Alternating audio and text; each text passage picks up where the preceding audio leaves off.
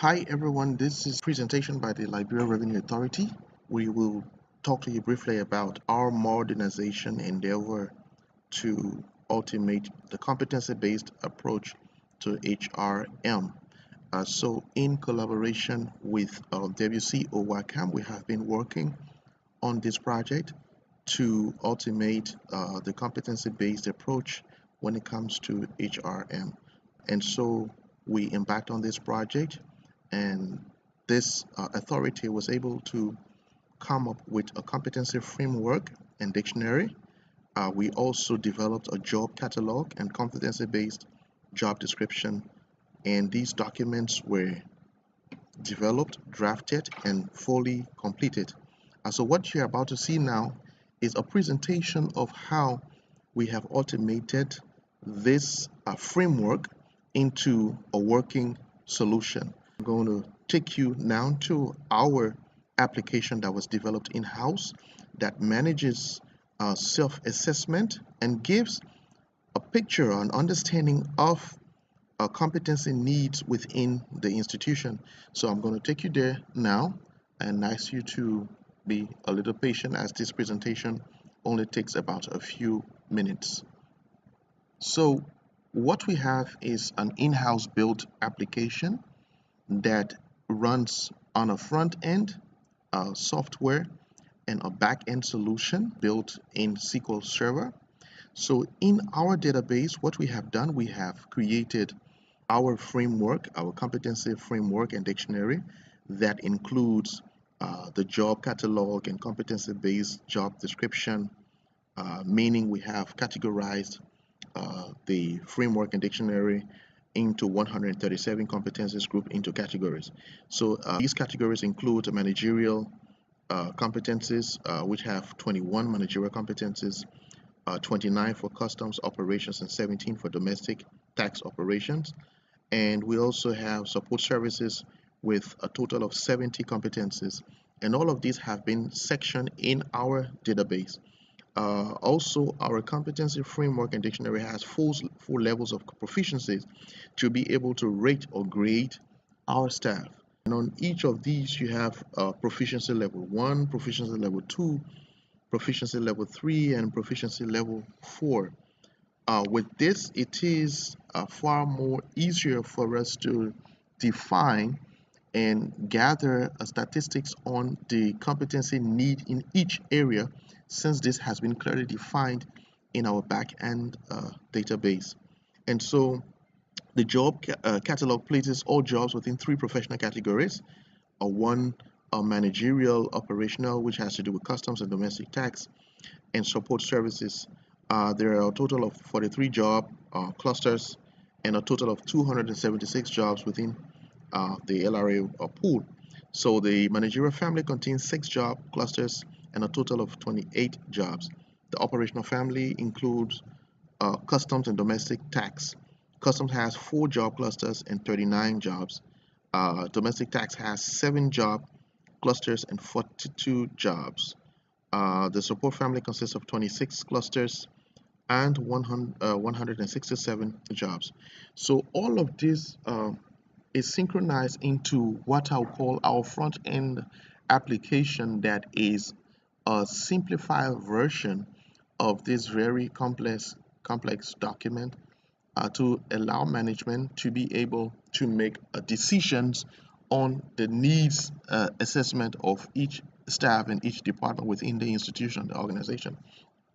So as you have just seen, I clicked on the icon of our software, which was developed in-house, and this presents a very comprehensive interface where you have the employee ID, you have the job title, which is a drop-down, and this drop-down includes all job titles within the LRA, Liberia Revenue Authority, and we have a preloaded assessment periods, which of course are supposed to run from July to December and January to June of each year.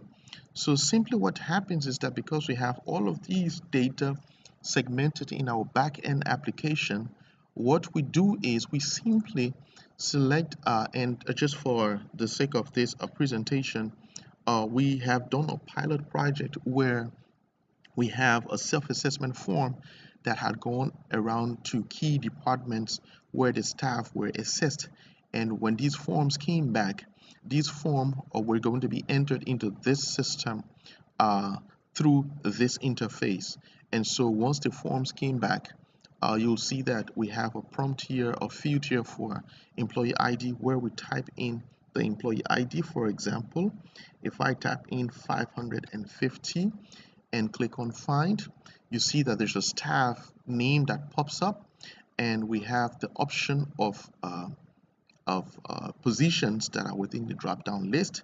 And once I select one of the options from the drop down list, for example an auditor, it automatically gives me the list of competencies that are associated with an auditor.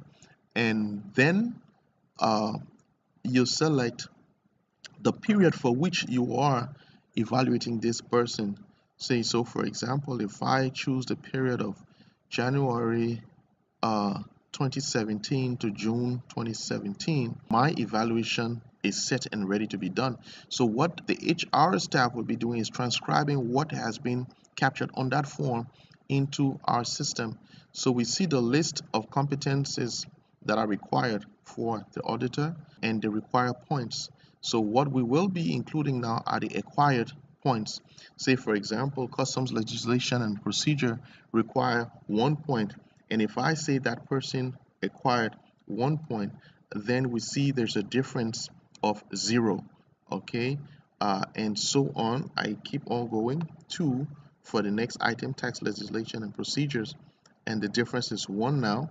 And just as I enter the acquired points, I automatically get the difference on this side in this column called difference.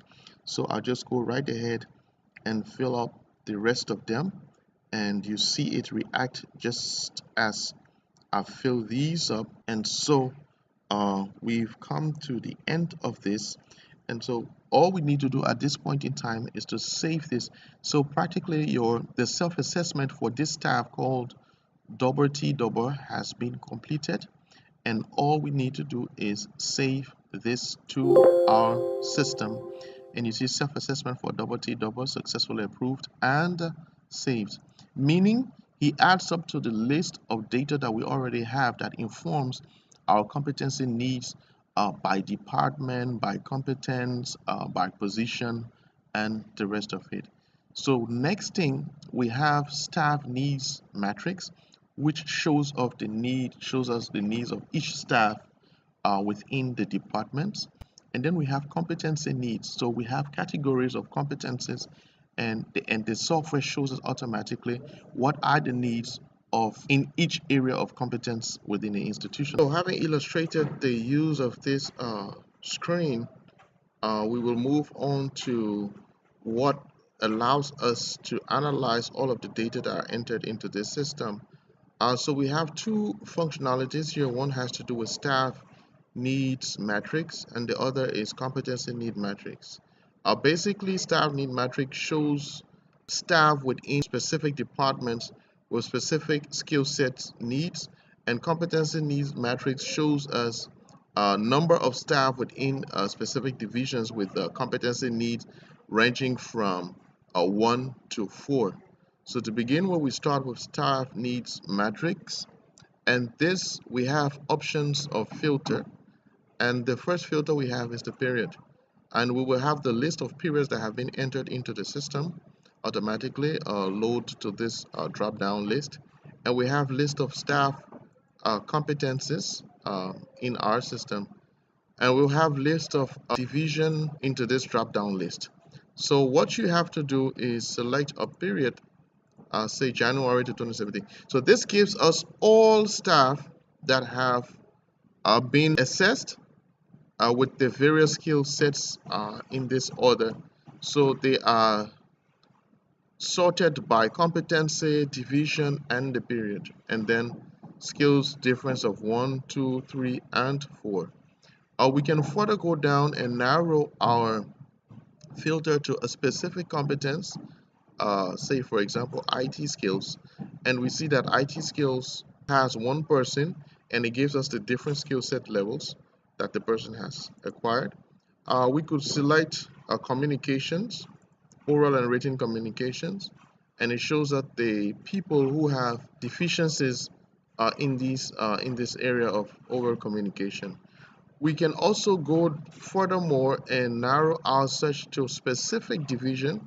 So if I select custom and I only want to know what's happening in customs and compliance in with regards to communication or written and oral communications, I select this and I have only people in customs compliance and enforcement with communication gap. So this informs our decision to plan for training and plan for enforcing and reinforcing um, competencies in these areas that show that we need help for specific staff. Sticking with the same principle, we also have competency need matrix, but this gives much more of a global picture. The principle is the same. We have the period filtered into this combo box, this drop-down list. We have competencies as well filtered into this one, and we also have division into this drop-down. So we first of all start by selecting the period.